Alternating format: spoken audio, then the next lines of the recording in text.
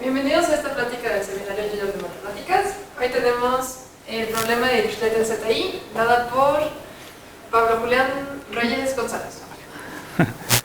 Hola, yo soy Pablo. Pues este problema y lo que vamos a hablar aquí tiene que ver con teoría de números. No sé qué tanto sepan de teoría de números. ¿Poco? ¿Mucho? ¿Nada? Ah, pues bien, entonces, pues la teoría de números se trata, la teoría básica de números se trata de estudiar los números naturales, que son los que llaman los números de contar o como quieran llamarlos. Esos números, ¿no? ¿Y qué hace la teoría básica de números? Identificar ciertos subconjuntos de este conjunto que sean importantes para describir este conjunto entero, ¿no? Y el primer conjunto muy importante en este caso es el conjunto que llaman los números primos. ¿Y qué es denotado con una P, doble barra?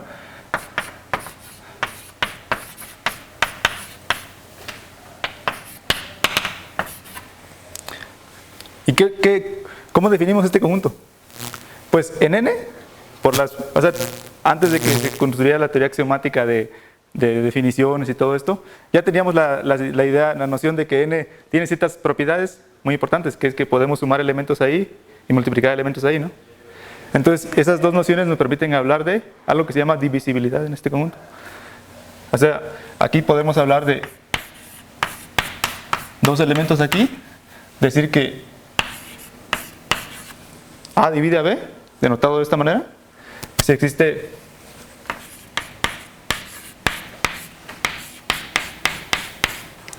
tal que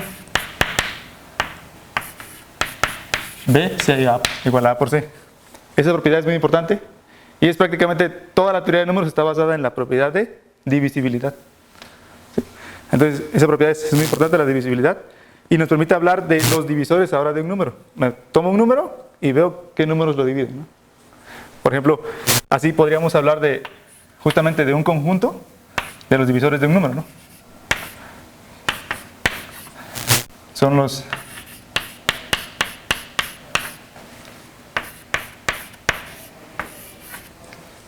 para cualquier número natural podemos hablar de los números que dividen a ese número, ¿no? ¿Sí? Este conjunto es un conjunto no vacío para todo natural, porque, por ejemplo, el 1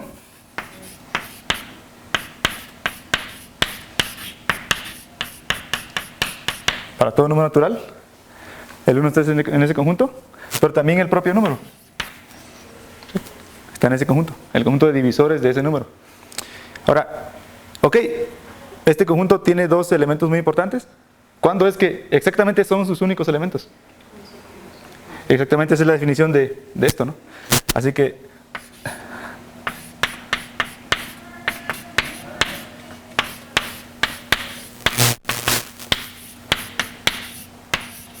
sí, un número es primo, sí, solo sí, esos son sus únicos divisores. ¿Sí? Y esta es la idea fundamental para construir toda la teoría posterior de números. Identificar números especiales como estos para poder... Son los llamados bloques de construcción de los elementos, los naturales.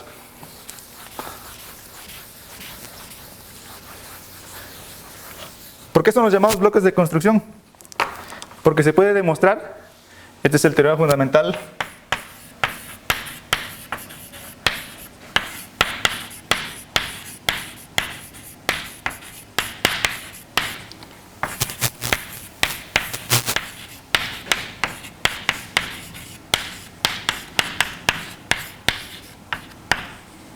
fundamental de la aritmética, que nos dice esto: todo natural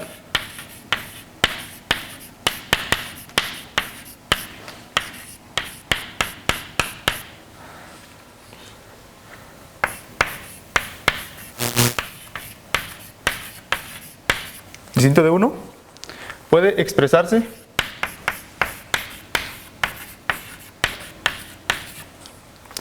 como un producto de primos.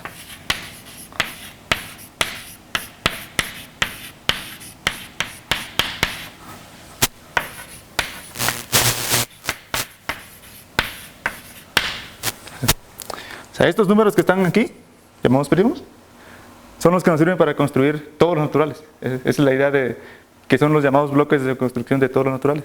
Porque todo número natural se puede ver como un producto de primos. Y esto es en forma única.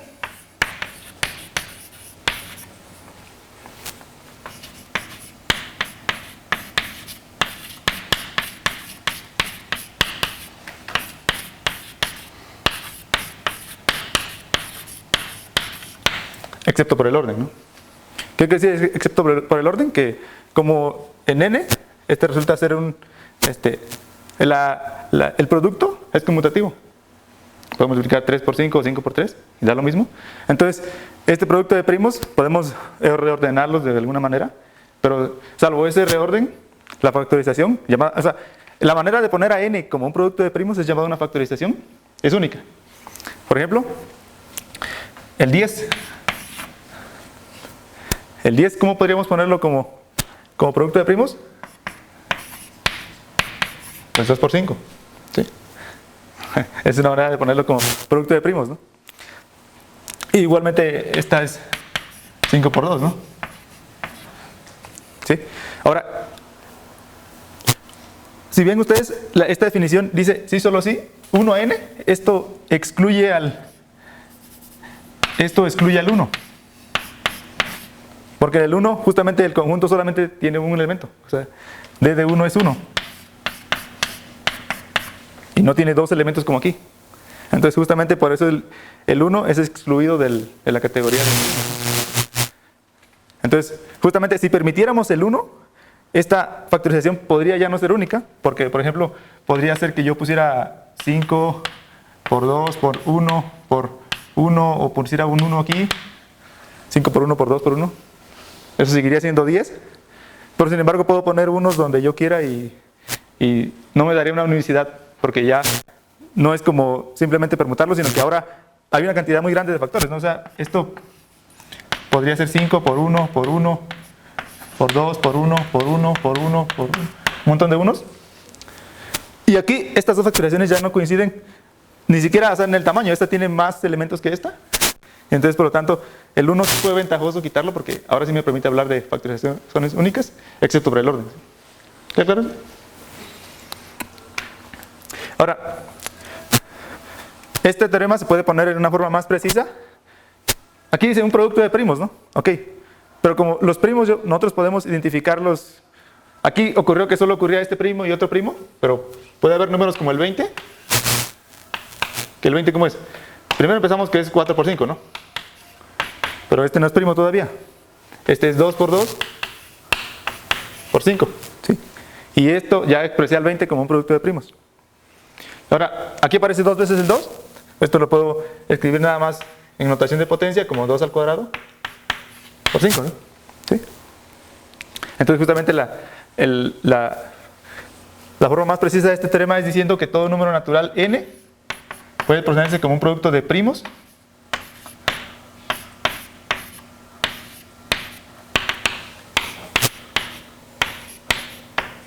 así, un producto de primos, donde ahora sí ya he puesto todas las potencias de un primo, todas las veces que aparezca en la factorización, todas las potencias de otro primo, todas las veces que aparezca.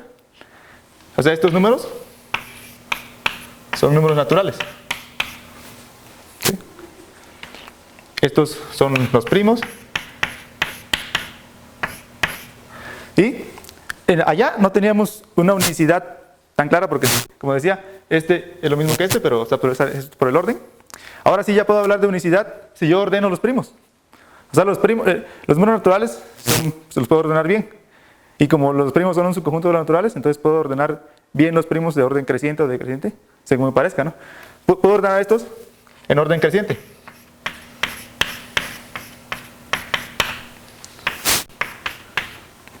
O sea, puedo hacer que este sea menor que este y así.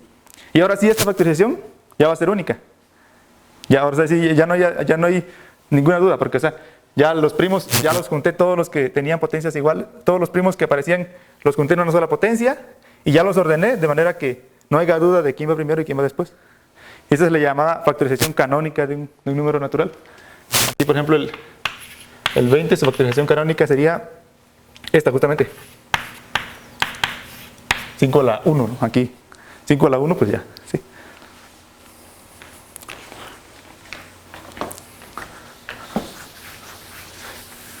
Bien, ahora sí ya nos dirigimos a qué es al título de la plática, ¿no?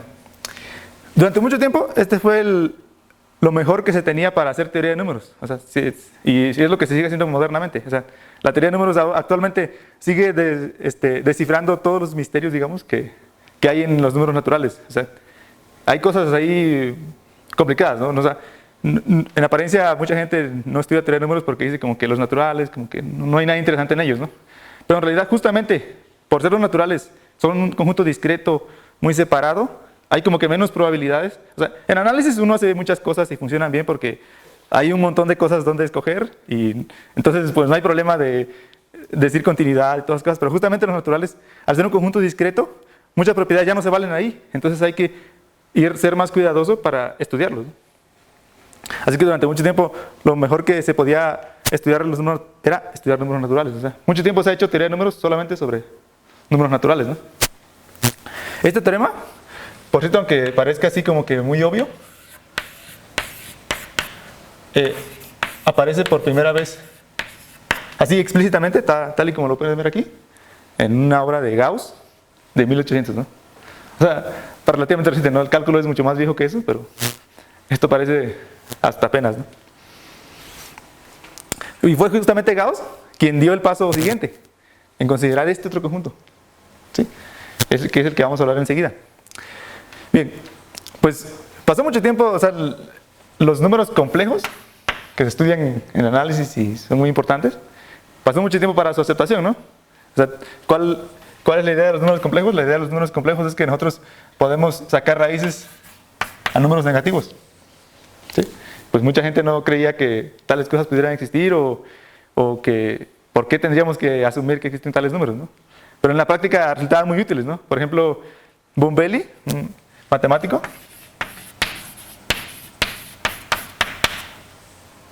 él, empleando la fórmula que descubrió Cardano antes para hallar soluciones a ecuaciones cúbicas, él halló que manipulando este símbolo muy cómodamente uno puede simplificar esa fórmula y llegar a resultados más rápidamente, ¿no?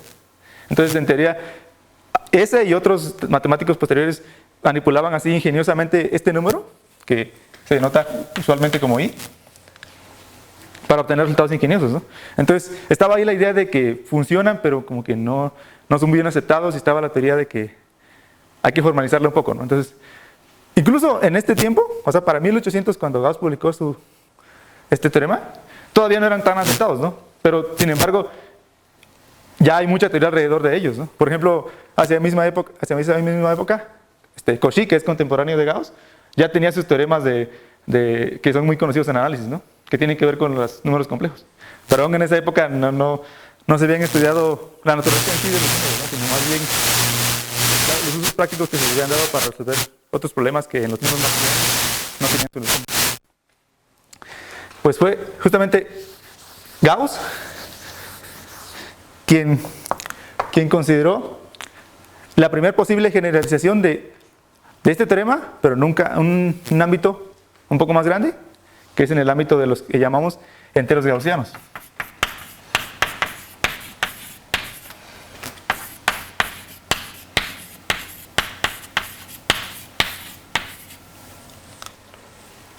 ¿Qué son los enteros gaussianos?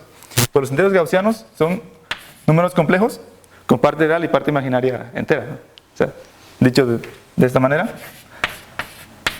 son denotados de esta manera: z corchito cuadrado i, donde i es la i que había puesto antes, que se tiene como la raíz cuadrada de menos 1, sea lo que eso sea, o sea, no me importa, solo le pongo un nombre.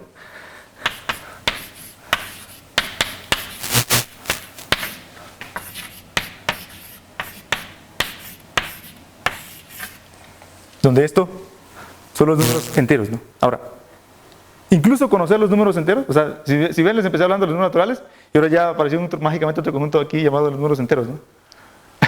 Pues resulta que este teorema, ok, se enuncia muy bien en los números naturales, ¿no? Pero su lugar natural de donde es posible generalizar cosas es en los números enteros. ¿Por qué? Porque justamente también por esta época de 1800, que es de la época de Galois también, o sea, a principios del siglo, ya estaba latente la idea de grupo, la idea de hacer operaciones que se porten bien con la estructura de mi grupo y que estén ahí, ¿no? Entonces, justamente, este teorema Gauss lo enunció en el ámbito de los números naturales, ¿es correcto? Pero su ámbito natural de donde debe estar ese teorema es de los números enteros. ¿Y qué son los números enteros? Pues los números enteros son, una parte son los números naturales y otra parte son otros números que son como los complementarios de los naturales, para que lo que resulta de eso sea un grupo, ¿sí? Y lo que queremos, y finalmente, ¿por qué queremos completarlo para que sí sea un grupo? Porque queremos que se valgan las operaciones, ¿no? O sea, tenemos que esta operación se porta bien en los naturales. O sea, si A en N, entonces eso también está en N, en los naturales. Pero también nosotros, como sabemos sumar, también sabíamos restar, ¿no? Es una operación que ya hemos hecho así mentalmente durante mucho tiempo, ya desde los tiempos egipcios, mucho antes. Entonces, ¿por qué no poner algo aquí de restar, no? Pero resulta que justamente esta operación puede o no ya no estar en los naturales, ¿no? Pues si este es mayor que este, sí, si este es menor, no, pues. Entonces, justamente la idea de que ahora sí esta operación esté, quizás no en los naturales, pero en un conjunto más grande, fue lo que originó los números enteros, ¿no? Y también fue un gran problema, o sea, así como aceptar I para la comunidad matemática fue un gran problema, aceptar que había otra cosa aparte de los números naturales, llamados los números negativos, también fue un problema casi paralelo, ¿no? De hecho, Cardano, que es el que resolvió la ecuación cúbica, nunca aceptaba soluciones negativas, por ejemplo. O sea, salían de los dos casos, ¿no? Salían soluciones negativas, que no eran muy bien aceptadas, y salían soluciones complejas, que tampoco eran muy bien aceptadas, ¿no? Como que los números menos y los complejos no eran muy bien aceptados en esa época. Entonces, pues aquí estamos en este conjunto. Es un conjunto así extraño, ¿no? O sea, A más BI, estoy sumando cosas ahí. Ya, digamos que así como que parece que ya hay dos grados de libertad, ya no tengo, o sea, hay más cosas donde puedo sacar más. Y justamente es lo que pasa. Pero, así como en el conjunto de los naturales, yo puedo definir algo llamado divisibilidad aquí. Pero como estoy en este conjunto, todo debe restringirse a este conjunto, ¿no? Así que, por ejemplo, si yo tengo U y B en este conjunto,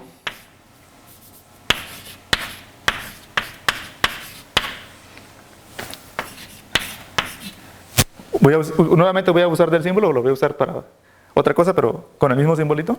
U divide a B, ¿sí? En este conjunto también, porque me interesa, como que estoy trabajando en estructuras de grupos, me interesa que todo sea cerrado, entonces, si existe otra cosa, tiene que ser en este mismo conjunto, ¿no?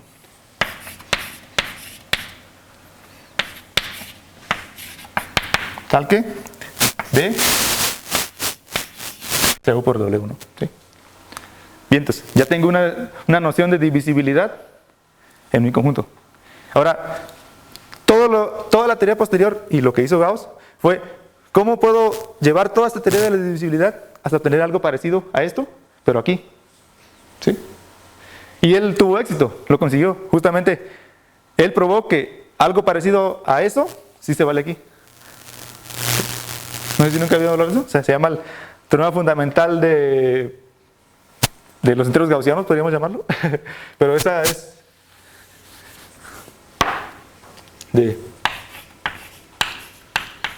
vamos a ponerle Z ahí.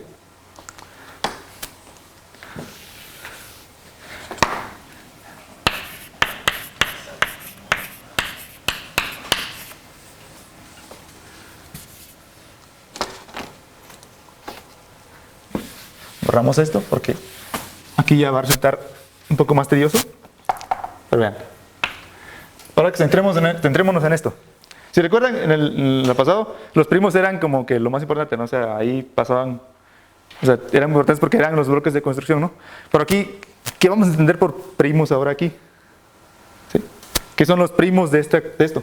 O sea, la palabra la dejé igual, pero no tiene que ser el mismo significado que el anterior, ¿no? Ahora, si nos vamos por esta misma idea, Entonces, los primos, ¿qué deberían ser? Si se acuerdan, yo consideré divisores. Puedo considerar divisores de un número ahora aquí. Son los zetas, digamos. Tal que... ¿sí? Puedo usar divisores aquí. Ahora, hay que ver quiénes siempre están en este conjunto. Por ejemplo, así como antes vimos. Nuevamente, aquí podemos poner, como está corriendo todos los naturales, b igual a 0. Entonces tenemos, en principio, todos los naturales están aquí.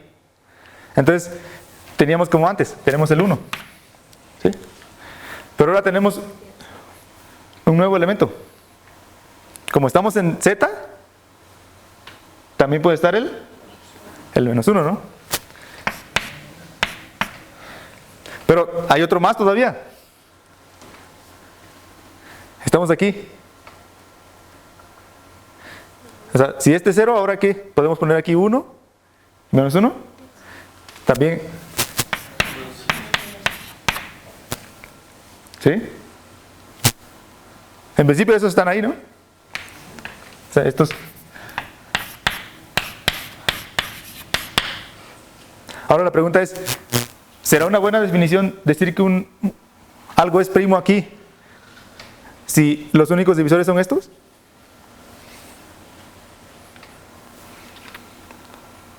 No, ¿verdad? No, pues no. Porque justamente, así como en los naturales teníamos 1 y teníamos n nada más, aquí tenemos, o sea, el propio número divide divide a sí mismo, ¿no?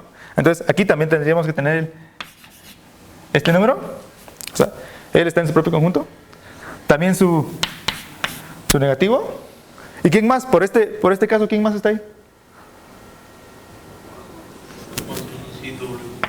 Exacto. ¿Sí?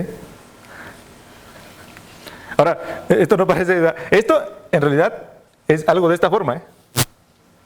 Pero, y esto también es de esta forma. Entonces, multiplicar dos elementos de aquí sigue siendo algo de aquí, ¿no? Porque esto va a resultar... O sea, esta es la generalización de todo esto. O sea, esto está contenido en los enteros, que son un campo. Entonces se porta muy bien. Entonces justamente esta ahora va a ser la definición. ¿Sí? ¿Sí?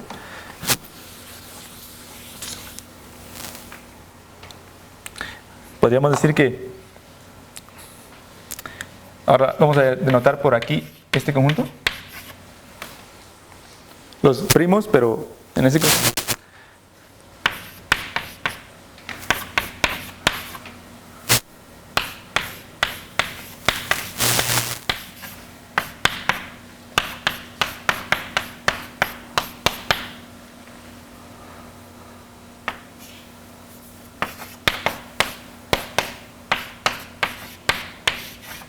¿Sí?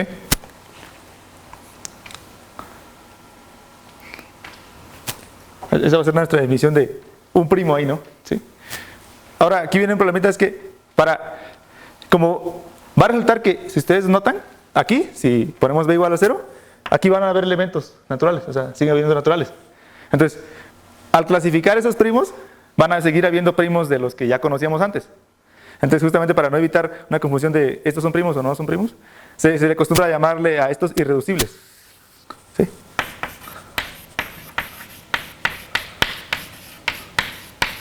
¿Sí? Porque va a resultar que ciertos de los que habíamos dicho que eran primos también antes, entonces como que o es primo aquí o no, o sea, para no confundirse, estos se llaman irreducibles. Y ahora, ¿quiénes son esos irreducibles?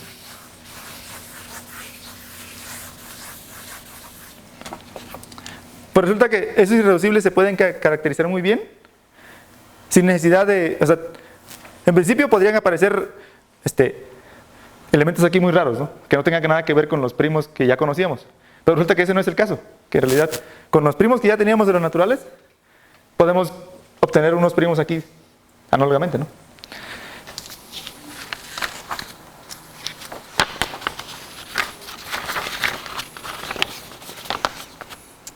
Y es esto. Este es un teorema.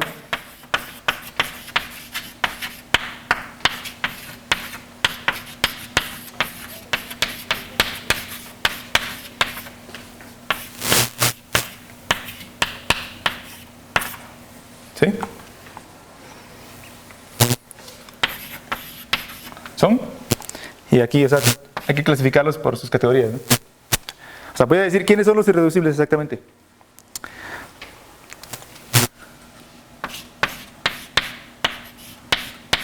Recuerden, este es el conjunto al que hablamos antes. Son los primos de los que ya conocíamos, tales que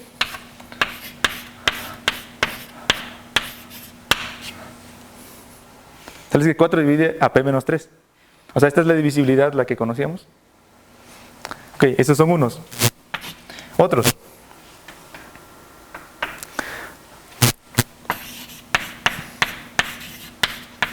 Recuerden que los irreducibles, pues este es un subconjunto de los. Entonces, todos los elementos tienen de esta forma. Son de esta forma, tales que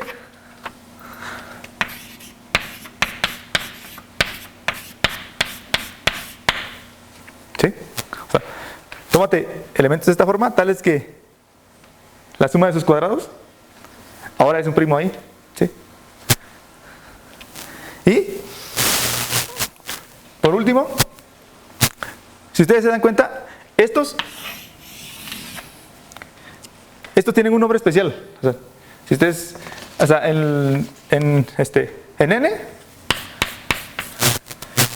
ubicamos un elemento muy especial que les dije que era el 1. El 1 no era considerado primo porque justamente no tenía más que solamente un divisor. Pero hay otra definición análoga que contrapone a los primos, que es que sea compuesto. Que ahora que ya tenga más divisores, ¿no? Pero justamente el número 1 tampoco tiene muchos divisores, solamente tiene uno. Entonces el 1 es un elemento muy, muy particular ahí, que cuando extendemos a los números enteros se llaman unidades, ¿sí? Y justamente ahora estas van a ser mis unidades aquí, ¿no? Entonces, a esta categoría hay que agregarle, o sea, este es un primo aquí, pero hay que también multiplicando por todos estos elementos, ¿no?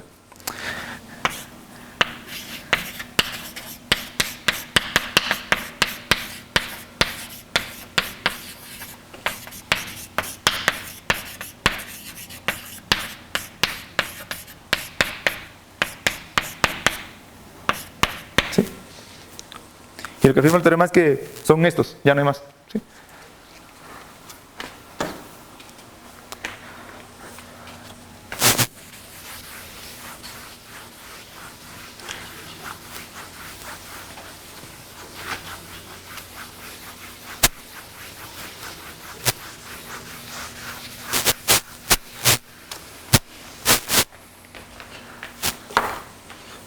¿Sí? Así, por ejemplo, denme un primo tal que P menos 3 divida ese número. Tal que 4, perdón, divida a 4 menos 3. Por ejemplo, el 7, ¿no? ¿Sí? Es justamente el mismo número, ¿no? Entonces 7 es un primo ahí, que diga un irreducible, perdón. 7 es un irreducible de los enteros gaussianos, ¿sí? Y aquí, por ejemplo, tenemos que 2 más 5i. ¿Por qué será un irreducible? Pues veamos quién es 2 más 5 al cuadrado. Esto es 4. 29. ¿Sí? ¿Será que 29 es primo? Ese sí es primo, ¿no? Entonces hemos hallado este número que es irreducible ahí, ¿sí? Pero observen, ¿será que, este número es irreducible? ¿Será que sus entradas serán irreducibles? ¿Entran en alguna de estas categorías? O sea, ¿será que el 2 y el 5 por sí solos? ¿Es la pregunta? No, ¿verdad? 5. Ven, el 5 para empezar, si lo escribimos de esta forma, al elevarlo al cuadrado, pues sería un cuadrado y ya no sería primo, ¿no? Ahora, 5 menos 3 es 2, 4 nos divide a 2. Y pues estos, en realidad solo hay que verificar esto, ¿no? Porque este es solo múltiplos. Entonces en realidad el 5 no lo es. por estos criterios, ¿no? Ahora, el 2 tampoco, ¿o sí? Con lo mismo, ¿no? O sea, aquí me daría de menos 1 y no lo divide. Y aquí, pues el 2 al cuadrado tampoco, ¿sí? Entonces, aunque estos números, ¿qué sí eran en los naturales?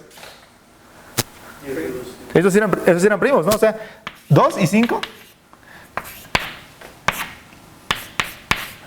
sí eran de los primos que conocíamos. Más sin embargo, allá arriba en los primos, en los irreducibles, ya no. Eso es importante, ¿no? Como que ganamos y también perdimos. Porque ganamos porque ahora aquí hay cosas así como de este estilo, que son primos, que son irreducibles, perdón. Pero perdimos porque había antes unas cosas que había primos aquí, pero ya no lo van a seguir siendo, ¿no? ¿Sí?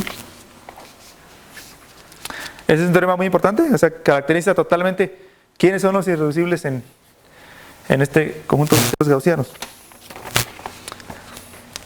Y así como en los números naturales teníamos factorización canónica, la llamada canónica, también aquí la tenemos.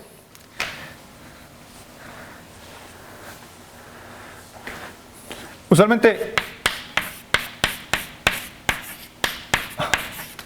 la letra pi se usa para designar un elemento de este conjunto. O sea, no es 3.14, sino es nada más una letra. Así como en topología usan para proyecciones o cosas así, ¿no? Aquí también. Entonces, se prueba que todo elemento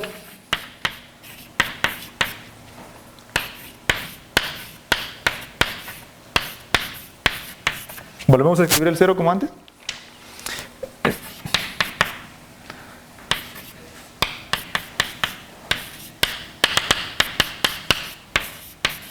¿Sí?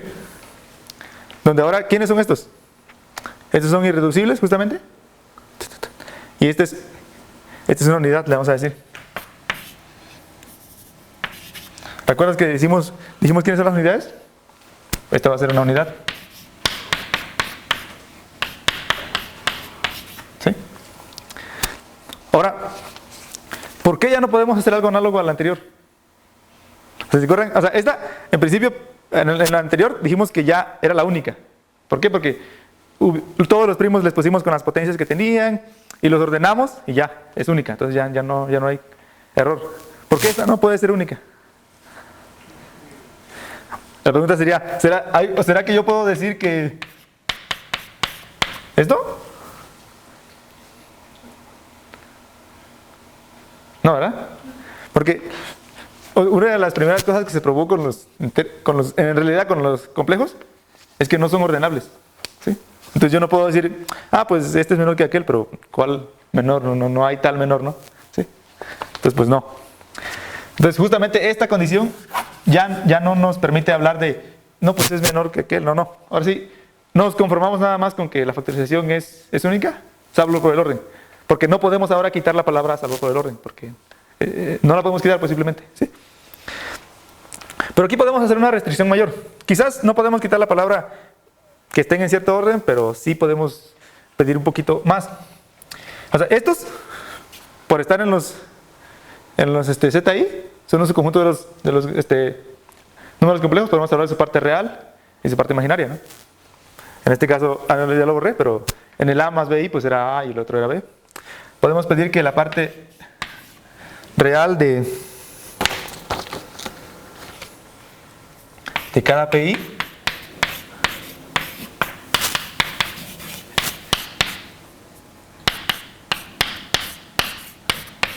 ¿sí?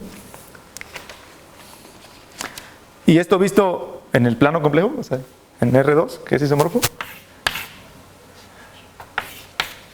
¿qué nos estaría diciendo? Solamente estamos considerando que aquí, ¿no? ¿Sí? ¿Y por qué ya con esto basta? Porque justamente todos los demás, con las unidades, con el uno me quedo igual, con el otro me voy para acá, con otro voy para acá, con otro voy para acá. Entonces, con que yo tenga un número aquí, automáticamente ya tengo todos, porque solo los multiplico por unidades, ¿no? ¿Sí? Así que justamente solo nos centraremos en esto, ¿no? ¿Sí? Bien, entonces, ya que tenemos esto, ahora sí viene el título de ¿dónde aparecerá Digris, no? Ya me llevé, ¿cuánto tiempo tengo? ¿Media? Ok, bien. Entonces,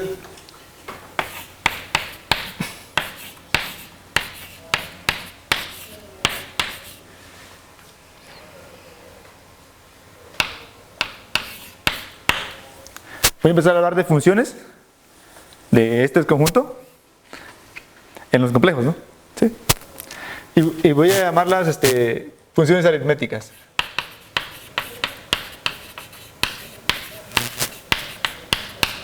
Solo voy a poner un nombre. ¿Sí? ¿Sí? Bien, entonces. Justamente, ¿por qué quiero definir esas funciones? Porque como esto, o sea, todo número gaussiano, todo entero gaussiano, lo puedo poner de esta forma. Justamente yo puedo definir una función si la defino en cada una de estas como cierta forma de entradas, ¿no? ¿Sí? Porque esta definición es única. Solo por el orden, ¿no? Pero en realidad, como los enteros son conmutativos, entonces no me importa el orden. O sea, la función va a quedar bien definida, ¿no? Entonces, voy a considerar una función que la voy a llamar tau.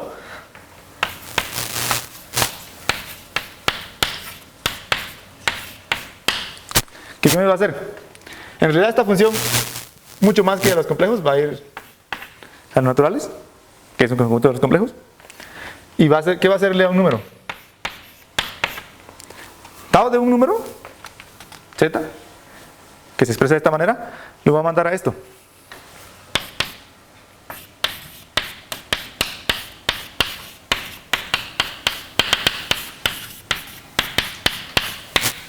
¿Sí? Ahora, esto parece una definición muy un poco arbitraria. ¿Qué será lo que hace esta función? O sea, ¿qué es, o sea, intuitivamente, qué es lo que está haciendo? Veamos lo que está haciendo. Vean, en los números primos, o sea, los primos no normales, yo lo elevo a una cierta potencia. Esto nuevamente es un número, o sea, un número natural. ¿Cuáles serán los divisores de ese número?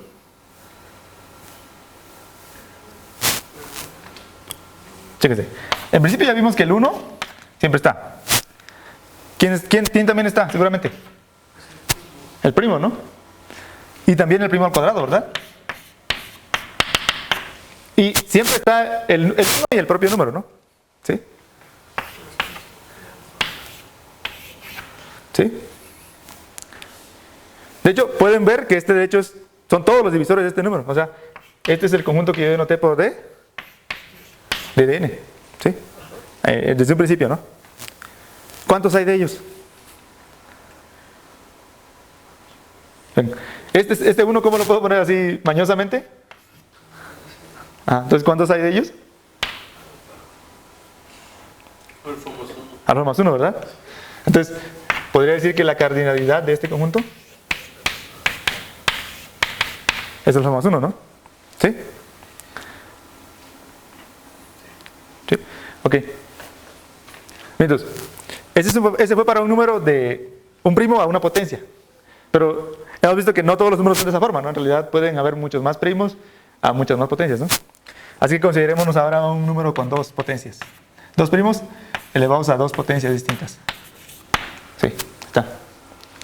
Entonces, ¿cuáles serán los divisores de ese número ahora? Nuevamente, está el 1. ¿Quién seguro sí está? O sea, vean, ese es el detalle. Si un número divide a otro,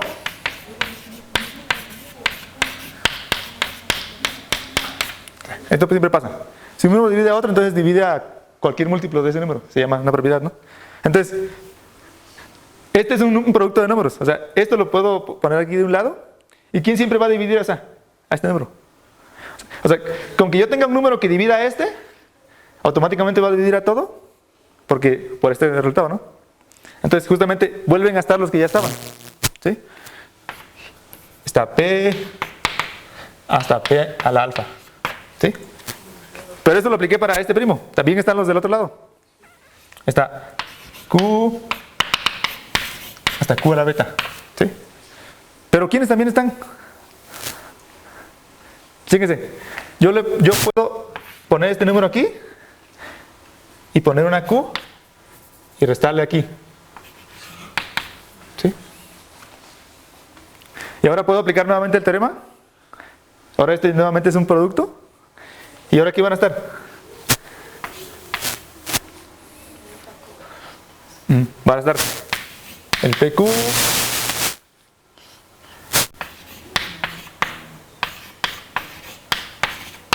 así sucesivamente, ¿no? ¿Sí? Ahora eso es solamente separando una potencia de Q. Si separo una potencia de P, pasa lo contrario, ¿no? Ahora estaría yo P cuadrada Q. ¿Sí? Y así sucesivamente, ¿no? ¿Cuántas maneras habrá de hacer eso?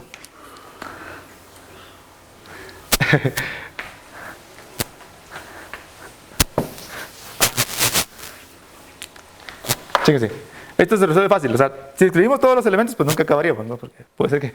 Pero, así. Si yo tengo mi número que es de esta forma,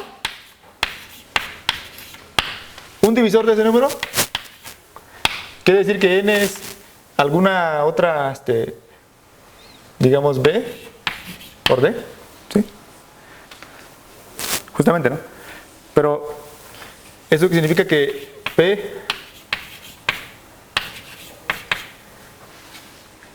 es perfecta, ¿no? Pero ¿cuál es la única posibilidad de que pueden ir aquí?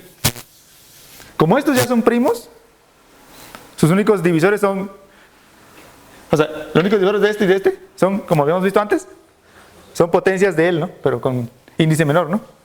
Entonces justamente aquí puede haber solamente una I, digamos, y también análogamente para el otro, ¿no?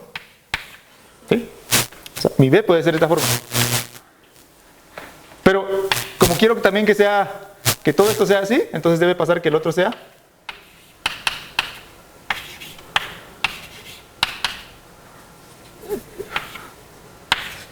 así, ¿sí? Entonces, ahora, vean, esta I, ¿de dónde a dónde puede correr? Alfa más 1 veces, ¿no? O sea, alfa más 1 opciones. ¿Y esta J? Beta más 1 opciones, ¿no? Ahora, esto es un divisor, ¿no? O sea, este es N y esto es un divisor. Entonces, un divisor queda únicamente determinado por esto. ¿Y cuántas opciones tengo para eso? Justamente lo que les decía. De este nuevo número, que ahora tiene dos potencias.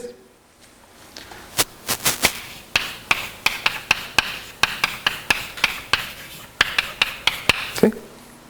Entonces, ¿ya se vio de dónde va, qué va a resultar esta función? Okay. O sea, solo todo este preámbulo fue para motivar por qué esa función.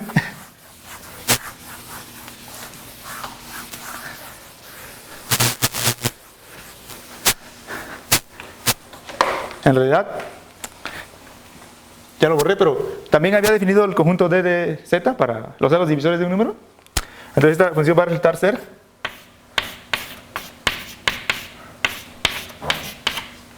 ¿dónde este conjunto qué es? Los divisores de mi número, pero entre 4. ¿Sí? ¿Por qué entre 4? Porque si se dan cuenta, aquí la factorización. Ok, si en el análisis anterior solamente consideré primos, de hecho nomás lo hice para primos, no para irreducibles. Pero aquí solo consideré primos elevados a ciertas potencias. Pero esta epsilon, que es una unidad, siempre está como libre, ¿no? ¿Y cuántos epsilons posibles puedo tener? 4, ¿no? Entonces justamente es ese conjunto, ¿no? Ahora esta función, la función divisor, es muy importante en el estudio de este conjunto, pero es muy difícil de calcular, ¿no? O sea, computacionalmente, ¿en cuánto tiempo se tardaría en factorizar un gaussiano ahí complicado y hallar toda su factorización y luego calcular sus divisores, ¿no? Es muy complicado, ¿no? Entonces lo que se hace en teoría de números es obtener promedios de esta función, que es todo el meollo de la plática, o sea, obtener un promedio de esa función.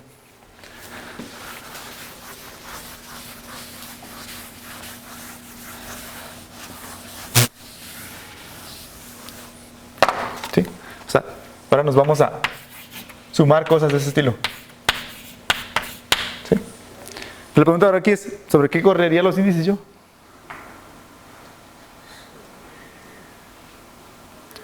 En los enteros gaussianos, ok, están aquí, ¿no? O sea, son puntos y ceros. ¿Qué es lo más natural que hay ahí para ir creciendo, creciendo, creciendo? Bolas circunferencias. O sea, aquí. ¿Sí?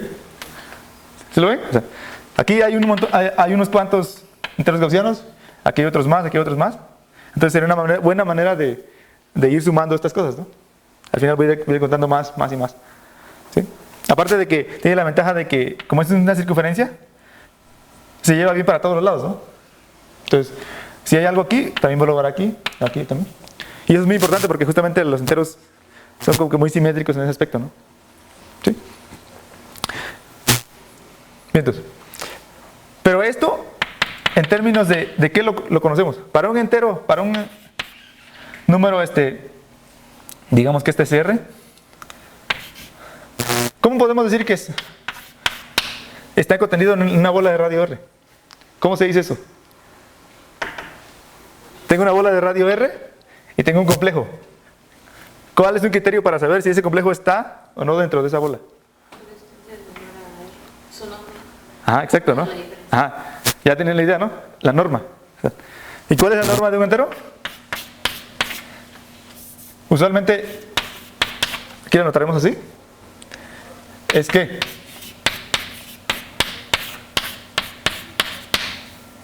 ¿sí, no? La raíz cuadrada del producto de su conjugado, ¿no? Donde esto, ¿qué es un conjugado? Pues simplemente cambiarle el signo a su parte imaginaria y ya ese es su conjugado, ¿no? Bien, entonces, resulta ser que esta función, ok, es muy importante aquí, pero no nos interesa contarla con raíz, sino simplemente así. ¿Sí? ¿Por qué? Porque si se dan cuenta, si la contamos así, ¿esto qué es?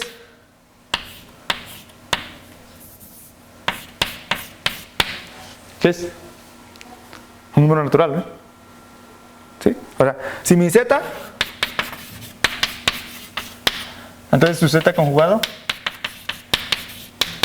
entonces z, ¿sí? Aquí, ¿sí? Y esto es mayor o igual que 0, ¿sí? Pero sus partes, ahí dijimos que eran enteros, entonces, ¿sí? Ok, o sea, esta función se porta bien. No vamos a considerar la que ustedes conocían normalmente, que es con la raíz, sino simplemente la cuadrada de eso, para que todo ahora esté en los naturales, ¿no? ¿Sí? Bien, entonces, justamente sobre lo que vamos a correr los índices será sobre eso. N de z menor o igual que una cierta x, ¿sí? ¿Sí? Por aquí, sí, ok. Vamos a hacer unas ciertas distinciones. Ya. En principio esta función ya no cuenta todos los divisores, ¿no? Cuenta una cuarta parte de ellos, ¿no? ¿Sí? También voy a hacer una distinción aquí. No voy a sumar sobre todo esto, sino que voy a sumar solamente sobre. ¿Sí? ¿Por qué? Porque los divisores de este número son exactamente los de este. En virtud de esa terminología, ¿no? Porque salvo asociados son idénticos, ¿no? Entonces, solo me interesa contarlos en este porque toda la suma va a ser 4 veces lo que hay aquí, ¿no? ¿Sí? Entonces, tácitamente lo vamos a asumir, o sea, no voy a escribirlo, pero esto ha de entenderse que solamente estamos sumando sobre esta parte, ¿no? Bien, okay, aquí empieza la talacha, ¿no?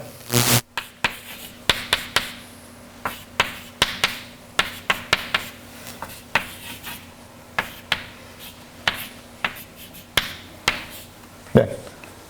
Aquí, esta notación es notacionalmente, pero es muy buena, va a resultar muy buena. ¿Qué va a querer decir? ¿Son los divisores de z? ¿Estoy sumando? ¿Son los divisores de z? Pero estoy asumiendo también, como ya lo había hecho, que no estoy contando en realidad todos los divisores, sino solo un cuarto de ellos, ¿no? O sea que en realidad estoy contando solo divisores con esta propiedad, ¿no? Entonces, nuevamente, o sea, vean, aquí hay dos asunciones, ¿no? Esta suma no corre sobre todo. Y esto no cuenta todos los divisores. ¿Ok? Tengan claro eso, ¿no? Bien, entonces.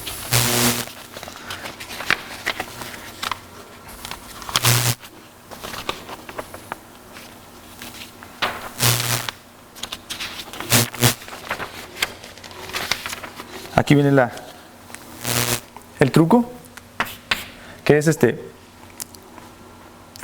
Ok, pero esta notación, ¿sí se acuerdan qué decía? Significa que existe otro por ahí, tal que CZ es D por S otra cosa, ¿no?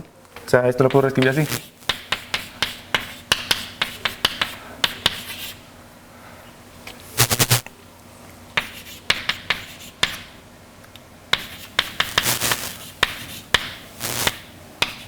¿Sí? Sobre todos los Q por D, tal que Z es... ¿Sí? Entonces,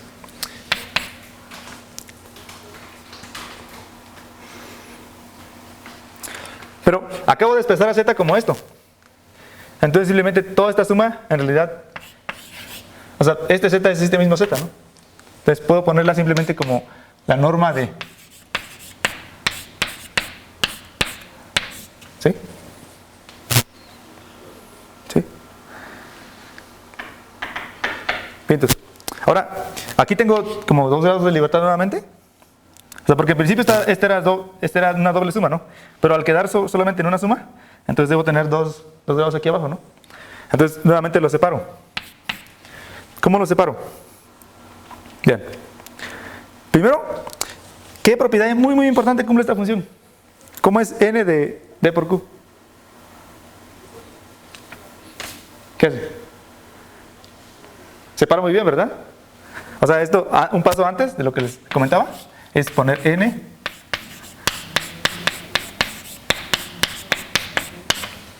¿sí? Es una propiedad muy importante. Ok, ya. Borro el teorema.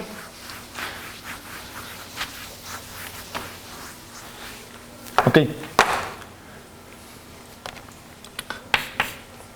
Y lo que les decía. Esto, yo puedo pasarlo dividiendo de aquel lado y correr todas estas menores que x y todas las que resten menores que esto entre de lo dividí, ¿no? O sea, de esta manera.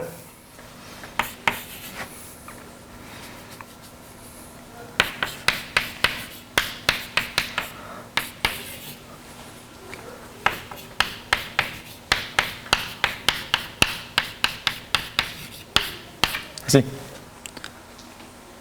¿Sí? Ahora me centraré en esta suma. ¿Sí? ¿Qué será esa suma? Escribámosla, ¿no? O sea, pongámosla aparte.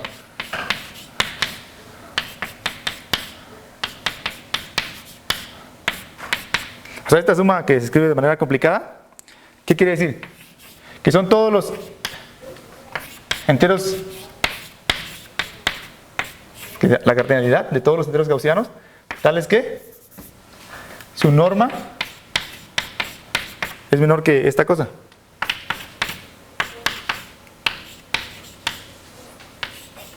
¿Sí? O sea, esto no es más que esto. ¿Sí? Pero, nuevamente, voy a reescribirlo literal. ¿Qué significa esto? O sea, A más BI,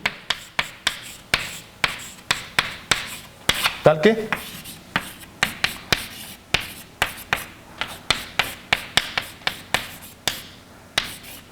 ¿sí?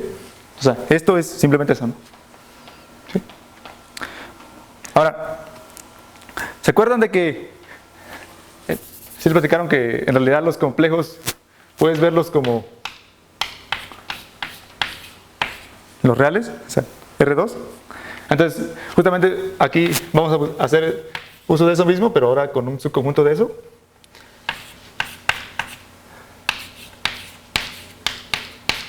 ¿Sí? O sea, si esto pasa, entonces también podremos probar que esto pasa. O sea, Z2, o sea, las parejas de números enteros son como los números gaussianos, ¿no? ¿Sí? Entonces, contar esto significa contar lo mismo.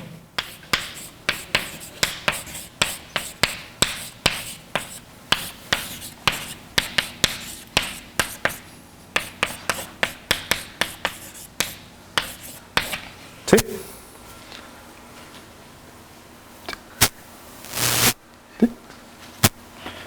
Y entonces llegamos a este análisis, ¿no? O sea, apenas estamos en esta suma. Acuérdense que hay doble suma. Al rato volveremos a esa suma. ¿Qué es lo que está contando ese conjunto? Así, geométricamente, así, ¿qué piensan que está haciendo este conjunto? sea, ¿esto qué delimita? O sea, ya aquí ya está. Esto ya está, como dije aquí, esto ya delimita una parte del R2, del plano real, así, R2. ¿Sí? Si yo digo que son tales que al cuadrado, la suma de ellos al cuadrado es menor que esto, ¿qué significa? Estoy contando ¿dónde? Circunferencia, ¿verdad? O sea, ¿sí? Mi circunferencia bien fea. Entonces, en realidad, ¿qué estoy contando aquí? Estoy contando puntos dentro de la circunferencia de radio. ¿Sí? ¿Sí lo ven? O sea, todo lo que estoy haciendo es contar puntos dentro de una circunferencia de radio raíz de esto. ¿Sí? Pero no cualquier clase de puntos. Puntos con coordenadas enteras, ¿no? ¿Sí? ¿Sí? ¿Cómo se hace eso? ¿Cómo contar puntos con coordenadas enteras dentro de una circunferencia? Pues eso es justamente lo que nos motiva a definir otra función, que también lo hizo Gauss.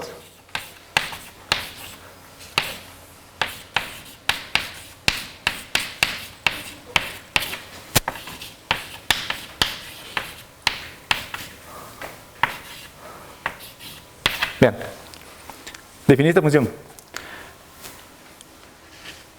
¿Qué es lo que cuenta esta función? Cuenta las maneras de poner a n como suma de los cuadrados, ¿no? ¿Sí? Entonces, en términos de esta función, ¿qué sería esto? Chéquense. Esto que está aquí es esto, n de d.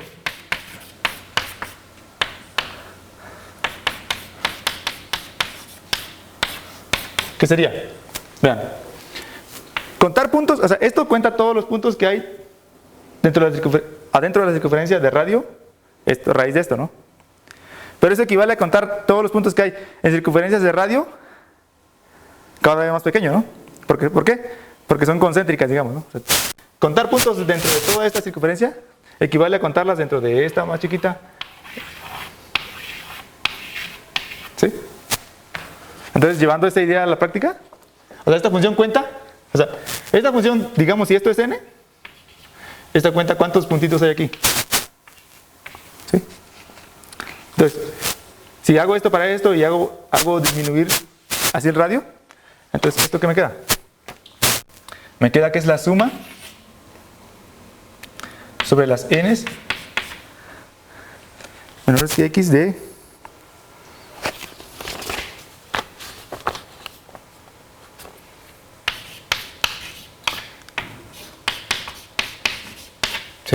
vean. O sea, para cada uno de estos números, los considero ahora menores que estos.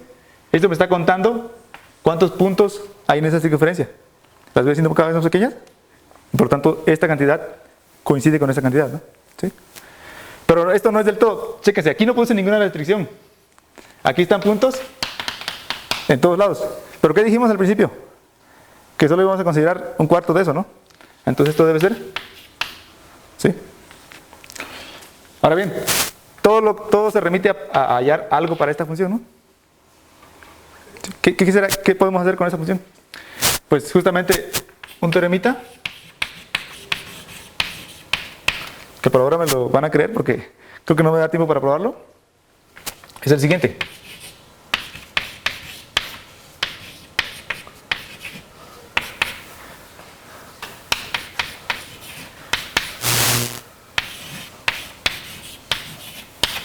Esto. Este es un número real, positivo, mayor que 1, pongamos. ¿Sí? O sea, la suma sobre todos los naturales menores que este número es igual a pi, ese sí es el pi normal, o sea, 3.14, ya no es el pi del otro, por el número más o de esto. ¿Habían visto esa notación antes? ¿No? Vean lo que significa. Esta notación, o sea, yo digo que f, hablando de funciones, así, una función f es o de una función g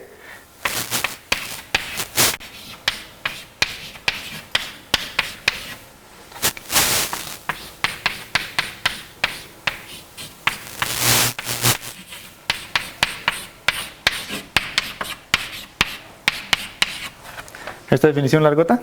O sea, una función f es o de otra función si existe una constante, o sea, una constante positiva, y un x0 en los reales, tal que, este es el valor absoluto normal, tal que el valor absoluto de mi función es esa constante por la otra función, ¿no? Es menor o igual que esto, ¿sí? Para todo x mayor que un cierto x, es el que me dio antes, ¿no? ¿Sí? Eso significa que esto es una función desconocida que crece muy rápido, pero no más rápido que un múltiplo de raíz de y. ¿Sí? Es una notación muy práctica para esto, ¿no? Usualmente uno aquí dice, ¿por qué y no es o de? Eso siempre pasa. ¿Les queda claro por qué esto pasa? ¿Por qué y? O sea, la función que es y no es o de raíz de y. ¿Será que yo puedo hallar una forma de que el valor absoluto de y sea menor que una constante por raíz de y? No, ¿verdad? ¿Por qué? Porque a la larga esta función va a crecer mucho y no va a dar. ¿Ya? Ok. Bueno, creo que ya se me acabó el tiempo, entonces si metemos este teorema aquí, o sea, el teorema que les acabo de poner aquí, va a resultar que finalmente esto es esto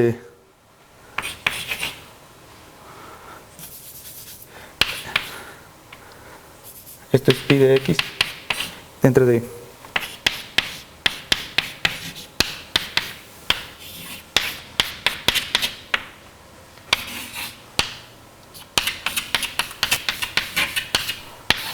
O sea, todo esto era esto. Y ya para terminar, en lo que teníamos inicialmente, lo voy a poner aquí ya el último.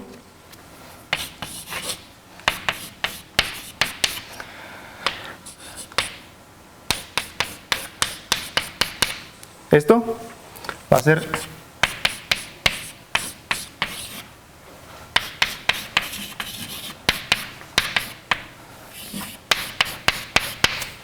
eso. Eso es lo que quería llegar. Pero no hay tiempo, entonces. Vean. Si quieren seguir haciéndolo, aquí lo hicimos nomás para este caso y nos quedó eso. Ahora habría que meter esto aquí. Y nuevamente resulta que va a volver a aparecer la función R. Y nuevamente aplican el mismo teorema dos veces. O sea, van a aplicar el teorema que les puse aquí dos veces. Entonces, por eso es la razón de que una vez aparece pi y otra vez aparece pi. Por eso es que aparece pi cuadrado. Y el logaritmo aparece ahí porque hay una 1 entre x que hay que integrar. Entonces, ¿sí? Eso sería todo.